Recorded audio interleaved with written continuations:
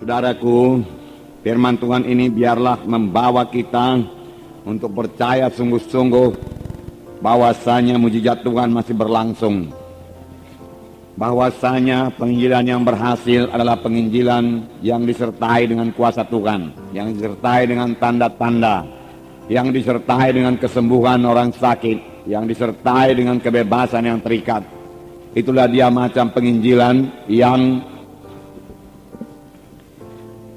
dilakukan oleh Tuhan Yesus. Dan Tuhan sendiri berkata, pekerjaan-pekerjaan yang aku kerjakan akan kamu kerjakan. Bahkan pekerjaan-pekerjaan lebih besar daripada ini karena aku pergi kepada Bapa. Ini bagi setiap orang percaya. Biarlah firman Tuhan ini membuat saudara percaya bahwasanya mujizat masih berlangsung. Dan Tuhan mau memakai saudara dalam hal ini. Dan juga terlebih-lebih membuat saudara lapar dan haus akan pelayanan yang berkuasa. Lapar dan haus akan tanda ajaib, tanda mujizat. Lapar dan haus akan karunia Roh Kudus yang memang sudah diberikan Tuhan pada gerejanya, terlebih gerejanya pada akhir zaman ini. Firman Tuhan berkata, mintalah maka akan diberikan kepadamu, carilah maka kamu akan mendapat, ketuklah pintu maka pintu akan dibukakan bagimu. Siapakah yang mau mencarinya dengan sungguh-sungguh?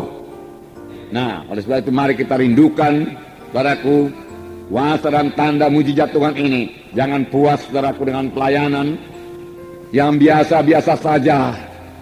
Ya, harus terjadi mujizat Tuhan dalam tiap-tiap kebaktian kita. Amin.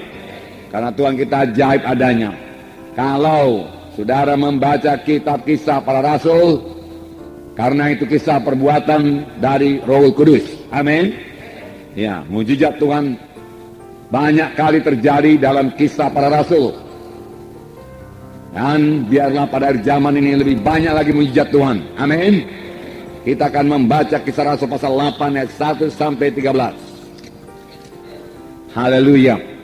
Jadi Simon yang tukang sihir ini juga takjub melihat tanda-tanda dan mujizat-mujizat besar.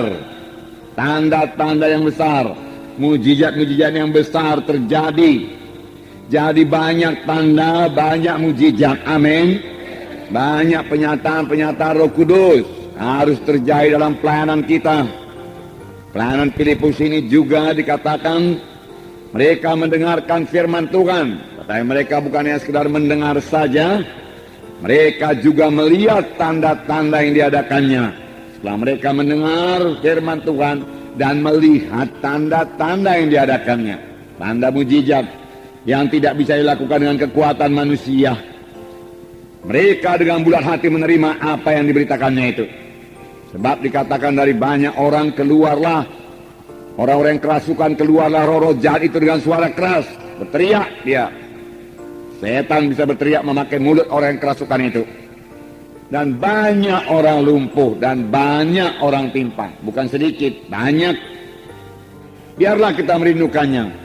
Biarlah kita lapar dan haus akan hal ini. Karena inilah dia pelayanan Tuhan Yesus.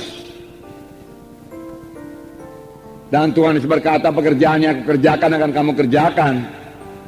Sidang akhir zaman ini yang mengerjakannya. Sebab tanda orang percaya, mereka itu akan meletakkan tangan atas orang sakit, lalu orang itu akan sembuh. Dan mereka itu akan mengusirkan setan dalam nama Yesus. Dan setan bisa tunduk dalam nama Yesus. Nah, saudara, setan bekerja sepanjang zaman. Dalam pelajaran-pelajaran kita yang lalu kita telah melihat bahwasanya setan berusaha menghancurkan gereja pertama. Setan tidak peduli walaupun gereja itu masih sangat muda. Lebih cepat dihancurkan lebih baik. Itulah dia setan.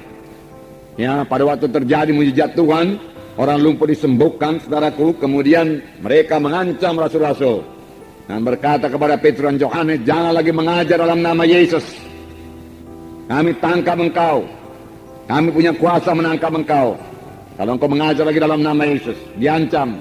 Tetapi ancaman ini bukannya menakutkan rasul-rasul, tetapi bahwa mereka berdoa dengan sungguh-sungguh dan berserah hati berdoa, sehingga saudaraku, gereja pertama bertumbuh dengan cepat dan kuasa dan mujizat Tuhan bertambah-tambah lagi dinyatakan. Amin, saudara. Firman Tuhan mengatakan demikian. Bertambah-tambah lagi dinyatakan. Mujizat-mujizat terjadi dan banyak orang diselamatkan. Dalam Kisah 5 ayat 12 saya bacakan kepada saudara. Kisah 5 ayat 12. Dan oleh rasul-rasul diadakan banyak tanda dan mujizat di antara orang banyak. Semua orang percaya selalu berkumpul serambi Salomo dalam persekutuan yang erat. Jadi bukan berpihak-pihak mereka, dalam persekutuan yang erat. Amin. Nah, milikilah persekutuan yang erat sama lain. Persekutuan yang erat. Dalam satu sidang harus ada persekutuan yang erat. Harus bersehati supaya sidang itu bisa diberkati Tuhan. Amin. Rumah tangga yang bersehati adalah rumah tangga yang diberkati Tuhan. Amin. Ayat 14. Dan makin lama makin bertambahlah jumlah orang yang percaya kepada Tuhan, baik laki-laki maupun perempuan. Nah, langkah baiknya ini, ya. Bahkan mereka membawa orang-orang sakit keluar ke jalan raya dan membaringkannya di atas balai-balai dan tilang, supaya apabila Petrus lewat, setidak-tidaknya bayangannya mengenai salah seorang dari mereka. Jadi karena tidak sempat lagi meletakkan tangan, bayangan Petrus saja menyembuhkan. Bukan bayangan Petrus menyembuhkan, kuasa Tuhan menyembuhkan. Karena mereka punya iman pada Tuhan. Amin. Dan bayangan Petrus itu hanya sebagai point of contact saja. Ya. Mereka sembuh. Ayat 16. Dan juga orang banyak dari kota-kota sekitar Yerusalem datang berduyun-duyun dan membawa orang-orang yang sakit dan orang-orang yang diganggu roh jahat. Ada yang sakit, ada yang diganggu roh jahat. Jadi ada roh jahat mengganggu, hati-hati. Ya. Kita bukanlah orang yang mau bersoal jawab, berdebat-debat, saudara. Kita perlu menyatakan tanda ajaib, tanda mujizat, membuktikan bahwasanya Yesus hidup dan dia bangkit daripada kematian dan dia bekerja. Amin. Saudara bisa melaksanakannya, saudara.